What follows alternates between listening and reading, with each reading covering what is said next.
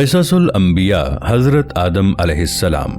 ناظرین محترم، قصص الانبیاء کے اس جاری سلسلے میں حضرت آدم علیہ السلام اور حضرت حوا علیہ السلام کا احوال بیان کیا جا رہا ہے۔ گزشتہ قسط میں ہم نے شیطان مردود کے بہکاوے کے نتیجے میں آدم و حوا کی جنت کے گوشہ عافیت و راحت سے بے دخلی اور انہیں زمین پر بھیجے جانے کا ذکر کیا تھا۔ آج ہم ان کی اس نئی جائے قیام پر آمد اور پیش آنے والے حالات و واقعات کا جائزہ لیتے ہوئے بات کو آگے بڑھائیں گے۔ دوستو، طلحہ فلمز میں آپ سب کو خوش آمدید۔ آپ دیکھ رہے ہیں طلحہ فلمز کے سلسلہ قصص الانبیاء کی یہ تیسری قسط۔ جیسا کہ روایات میں ذکر ملتا ہے، حضرت آدم علیہ السلام اور حضرت حوا علیہ السلام 100 سال یا 60 سال جنت میں رہے۔ گزشتہ قسط میں ہم بیان کر چکے ہیں کہ اس عرصے میں دونوں پر جنت کے کسی بھی حصے میں جانے پر پابندی نہیں تھی سوائے شجر ممنوعہ کے۔ شیطان اب دونوں کا کھلا دشمن تھا اور اپنی سزا کا بدلہ لینے کے لیے بے قرار بھی۔ اس کی شدید خواہش تھی کہ یہ اللہ کے حکم کی خلاف ورزی کریں۔ پھر شیطان نے ان دونوں کے دلوں میں وسوسہ ڈالا تاکہ ان کی شرمگاہیں جو ایک دوسرے سے پوشیدہ تھیں بے پردہ ہو جائیں۔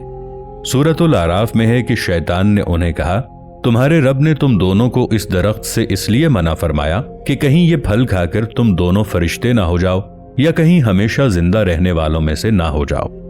شیطان کی ان باتوں نے حضرت حوا علیہ السلام کو سوچنے پر مجبور کر دیا، اور پھر شیطان کی مسلسل اور تواتر کے ساتھ سازشیں رنگ لائیں اور اس نے حضرت حوا علیہ السلام کو پھل کھانے پر راضی کر لیا۔ ایک دن حضرت حوا علیہ السلام نے حضرت آدم علیہ السلام سے کہا کہ ہم اس شجر ممنوعہ کا ذرا سا حصہ کھا کر تو دیکھیں، آخر وہ کیا راز ہے جو اللہ نے اسے کھانے سے منع فرمایا ہے۔ شروع میں تو حضرت آدم علیہ السلام اس کے لیے قطعی طور پر تیار نہ تھے، لیکن پھر حضرت حوا علیہ السلام کے مسلسل اصرار پر بادل نخواستہ وہ بھی راضی ہو گئے۔ ابھی ان دونوں نے پھل کو پوری طور پر چکھا بھی نہ تھا کہ ان کی سترگاہیں ایک دوسرے پر عیاں ہو گئیں، جس پر دونوں بدحواسی اور پریشانی میں جنت کے درختوں کے پتے توڑ توڑ کر اپنا بدن چھپانے لگے۔ اللہ نے دونوں کو پکارا اور فرمایا، کیا میں نے تم کو منع نہیں کیا تھا کہ اس درخت کا پھل نہ کھانا اور شیطان کے ورغلانے میں نہ آنا؟ یہ تمہارا کھلا دشمن ہے۔ دونوں نے جب اللہ کی پکار سنی تو مارے خوف الہی کے کانپ اٹھے۔ نہایت لاچارگی اور عاجزی سے اپنی خطا پر نادم و شرمندہ ہوتے ہوئے بارگاہ خداوندی میں عرض کیا، اے ہمارے رب، ہم دونوں سے بہت بڑی غلطی ہو گئی ہے۔ اب اگر آپ نے ہم پر رحم و کرم نہ کیا اور معاف نہ فرمایا تو ہم تباہ و برباد ہو جائیں گے۔ حق تعالی نے فرمایا، اب تم دونوں ایک خاص مدت تک زمین پر ہی رہو گے، جہاں تم ایک دوسرے کے دشمن ہوگے، اور وہاں ہی مرنا ہے اور اسی میں سے پھر پیدا ہونا ہے۔ چنانچہ دونوں کو زمین کی طرف روانہ کر دیا گیا۔ حضرت علامہ اقبال رحمۃ اللہ علیہ نے اپنی کتاب بال جبریل کی شہرائے آفاق نظم روح ارضی آدم کا استقبال کرتی ہے میں آدم و حوا کے اس نئے ٹھکانے کا ذکر جس دل نشین پیرائے میں کیا ہے، اس سے بڑھ کر اس کی نقشہ کشی کی ہی نہیں جا سکتی۔ آپ کی دلچسپی کے لیے ہم یہ پوری نظم یہاں پیش کیے دیتے ہیں۔ کھول آنکھ زمین دیکھ، فلک دیکھ، فضا دیکھ، مشرق سے ابھرتے ہوئے سورج کو ذرا دیکھ، اس جلوائے بے پردہ کو پردے میں چھپا دیکھ، ایام جدائی کے ستم دیکھ، جفا دیکھ، بے تاب نہ ہو مارکائے بیم و رجا دیکھ، ہیں تیرے تصرف میں یہ بادل، یہ گھٹائیں، یہ گنبد افلاک، یہ خاموش فضائیں، یہ کوہ، یہ صحرا، یہ سمندر، یہ ہوائیں، تھیں پیش نظر کل تو فرشتوں کی ادائیں، آئینہ ایام میں آج اپنی ادا دیکھ، سمجھے گا زمانہ تیری آنکھوں کے اشارے، دیکھیں گے تجھے دور سے گردوں کے ستارے، ناپید تیرے بحر تخیل کے کنارے، پہنچیں گے فلک تک تیری آہوں کے شرارے،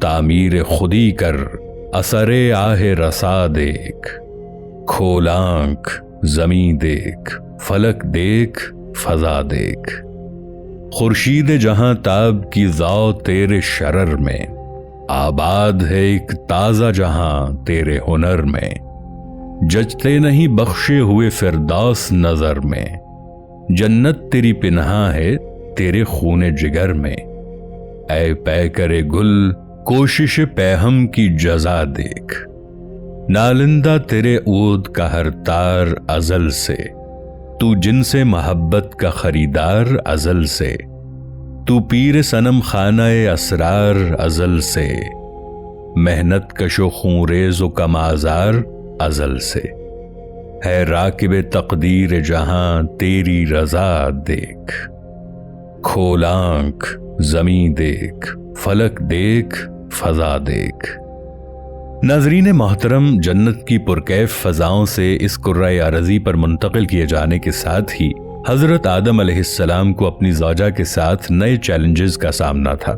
اب انہیں یہاں نئے ڈھب سے گزر بسر کرنا تھی اور یہاں کے سرد و گرم حالات کا اپنے ہی طور پر مقابلہ کرنا تھا۔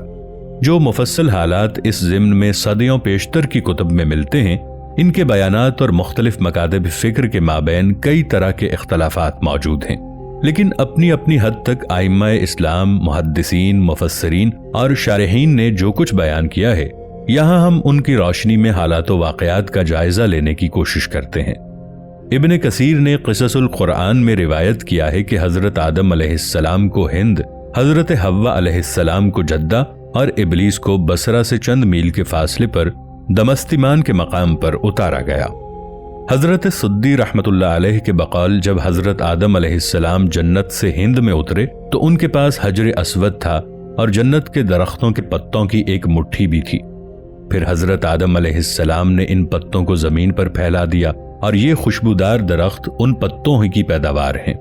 حضرت ابن عباس رضی اللہ تعالی عنہ سے مروی ہے کہ حضرت جبرائیل علیہ السلام حضرت آدم علیہ السلام کے پاس آئے اور گندم کے 7 دانے ساتھ لائے۔ حضرت آدم علیہ السلام نے پوچھا یہ کیا ہے؟ عرض کیا یہ اس درخت کا پھل ہے جس سے آپ کو روکا گیا تھا لیکن آپ نے تناول کر لیا تھا۔ فرمایا تو اب میں اس کا کیا کروں؟ عرض کیا ان کو زمین میں بو دیجئے۔ حضرت آدم علیہ السلام نے بو دیے اور وہ دانے وزن میں ان دنیا کے دانوں سے 1,00,000 درجے زیادہ تھے۔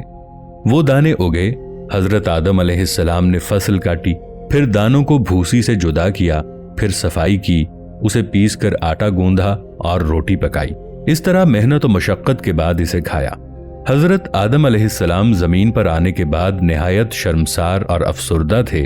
پھر حضرت حوا علیہ السلام سے علیحدگی نے بھی سخت پریشانی میں مبتلا کر دیا تھا۔ روایت میں ہے کہ آپ ایک طویل عرصے تک اللہ کے حضور گڑ گڑاتے، فریاد کرتے اور آنسو بہاتے رہے، یہاں تک کہ اللہ تعالیٰ کو ان کی اس گریہ وزاری پر رحم آ گیا اور پھر ایک دن حضرت جبرائیل علیہ السلام نے حضرت آدم علیہ السلام کے پاس آ کر انہیں اللہ کی جانب سے معافی کی نوید سنائی۔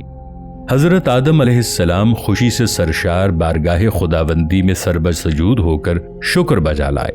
پھر حضرت جبرائیل علیہ السلام انہیں لے کر مکہ مکرمہ آئے، جہاں حضرت آدم علیہ السلام نے کعبہ شریف کی بنیاد رکھی اور حجر اسود کو کعبے کی دیوار پر نصب فرمایا۔ پھر اس کے گرد طواف کیا۔ طواف سے فارغ ہو کر حضرت جبرائیل علیہ السلام انہیں جبل عرفات پر لے گئے، جہاں حضرت حوا علیہ السلام تشریف فرما تھی۔ لیکن طویل عرصے کی جدائی اور حالات نے بہت سے جسمانی تغیرات پیدا کر دیے تھے، چنانچہ دونوں ایک دوسرے کو پہچان نہ پائے، جس پر حضرت جبرائیل علیہ السلام نے دونوں کا تعارف کروایا۔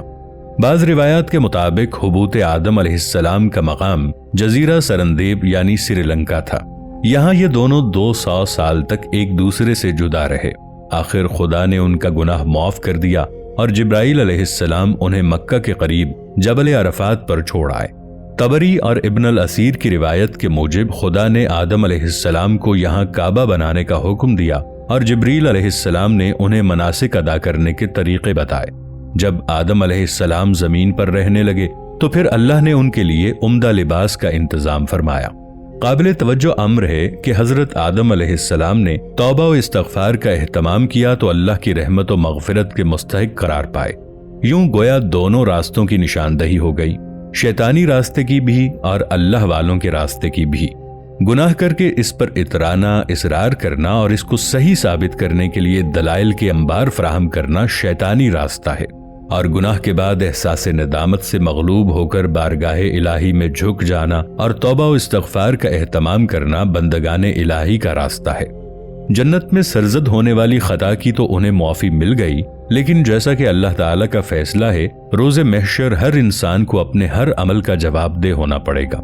इसी तरह हजरत आदम अलैहिस्सलाम को रब ताला के हुक्म को नजरअंदाज करके शैतान के बहकावे में आने की खता की जवाबदही के लिए अल्लाह ताला का सामना होने पर अपनी सफाई पेश करने का मरहला दरपेश होगा।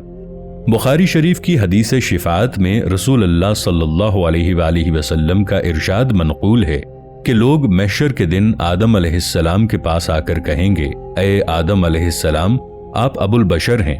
अल्लाह ताला ने आपको अपने हाथ से बनाया है और आप में रूह फूंकी और फरिश्तों को आपके लिए सजदा करने का हुक्म दिया और जन्नत को आपका ठिकाना बनाया। क्या आप अपने रब के पास हमारे सिफारिशी नहीं बनेंगे? आदम अलैहिस्सलाम इरशाद फरमाएंगे, आज मेरा रब इस कदर शदीद गुस्से में है कि इससे पहले कभी नहीं था और न कभी बाद में होगा। उसने मुझे दरख्त के फल से मना किया था, मैंने नाफरमानी की, इसलिए मेरे बजाय नूह अलैहिस्सलाम के पास चले जाओ। मुझे तो आज अपनी जान की फिक्र है।